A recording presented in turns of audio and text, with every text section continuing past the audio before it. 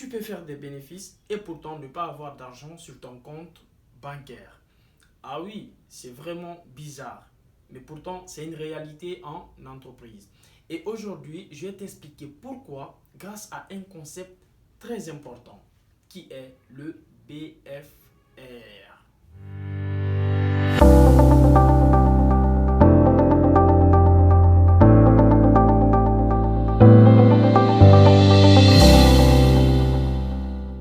Le BFR. Le BFR veut dire tout simplement besoin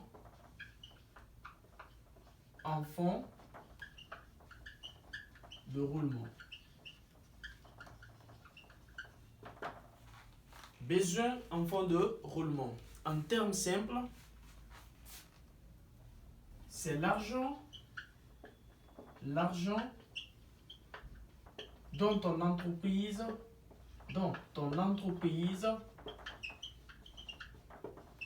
a besoin pour fonctionner au quotidien. Pour fonctionner au quotidien.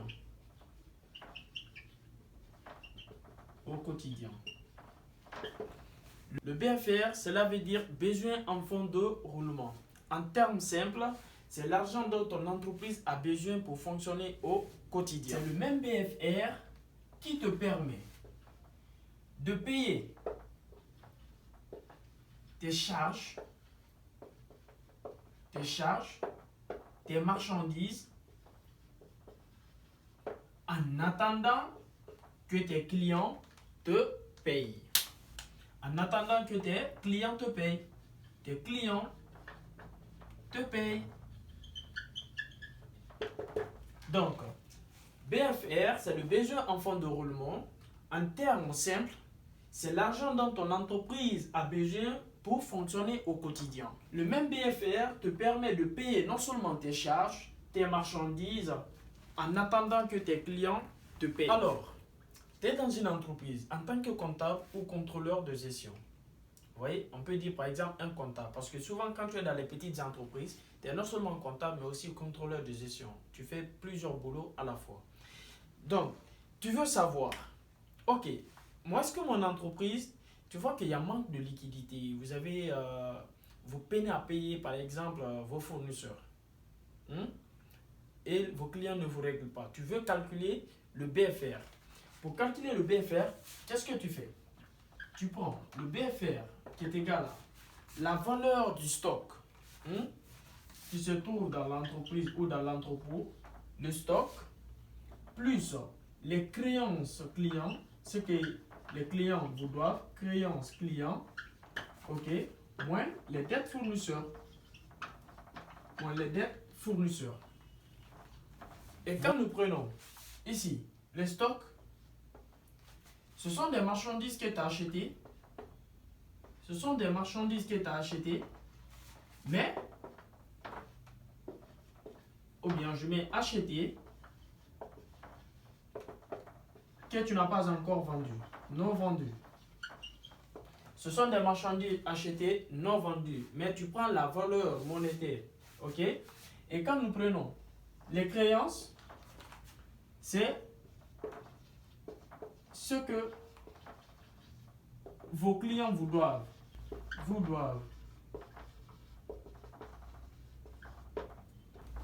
Et le fournisseur, les dettes fournisseurs, c'est ce que vous devez à vos fournisseurs.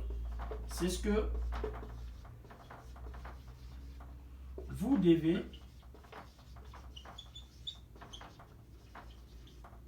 à vos fournisseurs. Bien. Donc le BFR se calcule comme suit. Le stock plus les créances que vos clients vous doivent, moins les dettes fournisseurs. Les stocks, ce sont des marchandises que l'entreprise a achetées qui sont dans les magasins, différents magasins, s'il y en a plusieurs bien sûr.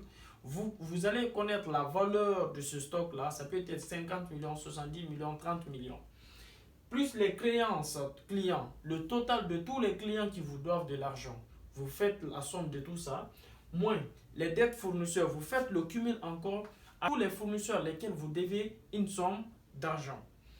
Alors, après avoir calculé ça, comment vous devriez interpréter maintenant le BFR? À partir de quel moment que vous devriez savoir, ok, est-ce que nous sommes en besoin ou on n'est pas en besoin ou bien nous sommes en équilibre? Maintenant, sur ce, si le BFR est supérieur à 0, vous calculez le BFR et que vous trouvez que le montant c'est un montant positif qui est supérieur à 0, alors l'entreprise a besoin d'un financement. Ton entreprise a besoin d'un financement. L'entreprise a besoin d'un financement. Ok? Et si le même BFR, vous calculez et que le montant est négatif, c'est-à-dire BFR inférieur à 0, alors l'entreprise est financée par ses fournisseurs. Ton entreprise est financée par ses fournisseurs. Ok? Et si vous calculez et que vous trouvez que le BFR égale à 0, vous calculez, vous trouvez que le BFR égale à 0, alors l'entreprise, on parle de l'équilibre, vous êtes en équilibre d'exploitation. Genre, cela veut dire quoi? Vous n'avez ni besoin de financement et vous n'êtes pas non plus financé par vos fournisseurs. Et ce qui est vraiment critique ici, c'est quand le BFR est supérieur à 0. On va prendre juste un exemple simple.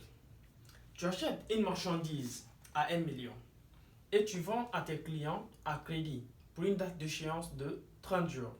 Cela veut dire que c'est après 30 jours que tes clients vont te payer. Et ton fournisseur, lui, veut être payé dans 10 jours. Tu vois? C'est compliqué. Alors, quel serait le résultat? Cela veut dire quoi? Tu dois sortir de l'argent, faire sortir de l'argent avant d'en recevoir. Mais pour faire sortir l'argent là, où est-ce que tu vas prendre? Question. Donc, même si tu fais du bénéfice, tu peux être en manque de cash. Et ça, c'est exactement le problème du BFR. Parce que tu seras obligé de payer ton fournisseur avant que tes clients ne te payent d'une échéance de 30 jours. Imagine, dans 30 jours, tes clients doivent te payer et dans 10 jours, ton fournisseur veut être réglé. Comment tu fais? Et beaucoup d'entreprises tombent en difficulté à cause de ça, du BFR là. Oui, ce sont des entreprises, elles vendent bien, elles font du chiffre, elles font du bénéfice, mais elles n'ont jamais une trésorerie. La trésorerie est vide. Oui. Et sans trésorerie, tu ne peux pas payer tes fournisseurs. Sans trésorerie, tu ne peux pas payer tes salariés. Sans trésorerie, tu ne peux pas supporter tes charges. Et ça, c'est la faillite. Je vais te montrer comment maîtriser ton BFR. Comment maîtriser le BFR? Heureusement, il y a des solutions simples. Ok? La première des choses, il faut réduire le paiement de tes clients. Il faut réduire le paiement de tes clients. Le délai de paiement client doit être inférieur au délai de paiement fournisseur. Vous voyez? Par exemple, en faisant quoi? En demandant des acomptes clients. Exemple, acompte. Acompte client, tu demandes l'acompte. Acompte client, tu lui demandes l'acompte. Ok? Cela te permet de réduire non seulement le paiement de tes clients, tu réduis et puis encore, la date d'échéance ne doit pas être longue. Il faut réduire les dates d'échéance de paiement client. Mais avant cela, il doit verser un acompte. Ok? Il faut négocier avec tes fournisseurs. Négocier avec tes fournisseurs. Ok? Un exemple, c'est-à-dire tu réduire le délai de règlement. Exemple. Délai de paiement ou règlement. C'est-à-dire, tu fais en sorte d'obtenir plus de temps pour payer. Ok? Obtenir plus de temps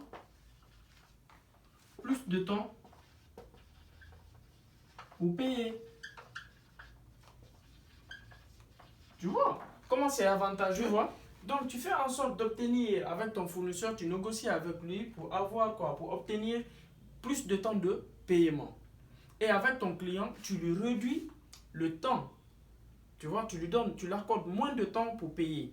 Et non seulement à la vente, tu lui demandes un acompte ou des acomptes pour la marchandise vendue, mais par après, la date d'échéance doit être inférieure à la date d'échéance de paiement fournisseur. Si tu fais ça, cela peut te sauver de ne pas tomber dans le piège de BFR.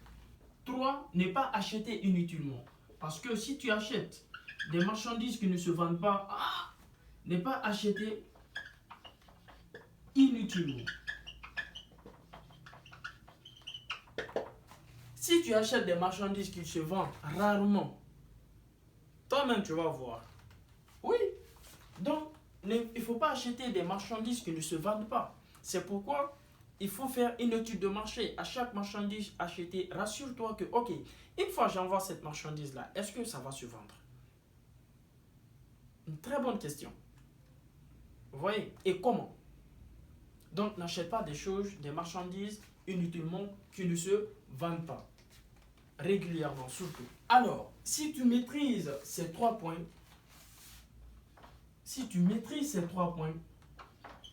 je te garantis au moins à 95%, je dirais même à 99%, que tu pourras t'en sortir, maîtriser le BFR, de ne pas tomber dans ce piège-là. Parce que imagine, tu finis le mois, tu n'arrives pas à payer tes salariés, ok? Tu n'as plus de ressources pour payer tes marchandises et il y en a manque dans ton stock pour vendre. Tu n'arrives plus à supporter tes charges, à payer le loyer, le carburant, le transport. C'est compliqué, franchement.